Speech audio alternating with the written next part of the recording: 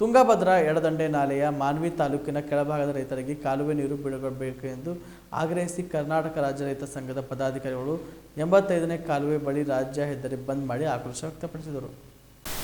ಮಾನ್ವಿಯಲ್ಲಿ ಕೊನೆ ಭಾಗದ ರೈತರು ಬೆಳೆದ ಬೆಳೆಗಳು ಹಾಳಾಗಿದ್ದಲ್ಲದೆ ಒಣಗಿ ಹೋಗಿವೆ.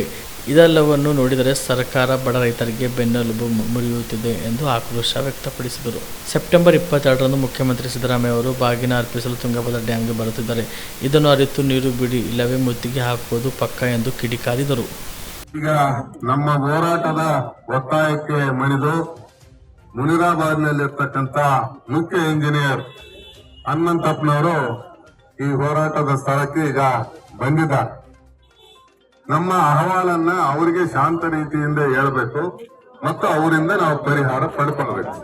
ಅದು ನಮ್ಮ ಮುಖ್ಯ ಉದ್ದೇಶ. ಇಲ್ಲಿ ಯಾರನ್ನಾಗ್ಲಿ ತೆಗಳೋದು, ಬಗಳೋದು, ಬೈಯೋದು ನಾವು ಏನ್ ಮಾಡಕ್ ಬಂದಿಲ್ಲ.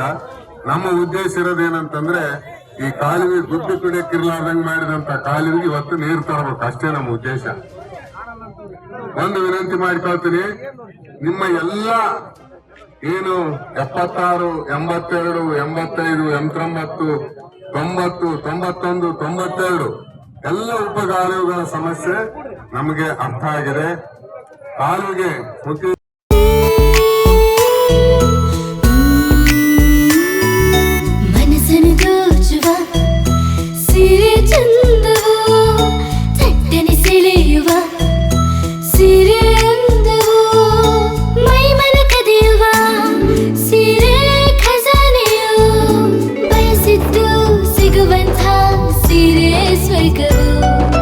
ಮದುವೆಯ ಸಂಭ್ರಮದ ಚಿತ್ತಾರದ ಸೀರೆಗಳು, ಶುಭದ ಕಾರ್ಯದಿ ಬಣ್ಣಗಳ ನರ್ತನ, ವಿಧ ವಿಧ ಸಂಗ್ರಹದಿ ಮನವನ್ನು ಅಪಹರಿಸೋ ವಿಜಯಲಕ್ಷ್ಮಿ ಸಿಲ್ಕ್ಸ್ ಸರಸಾಟಿಯಲ್ಲಿದೆ.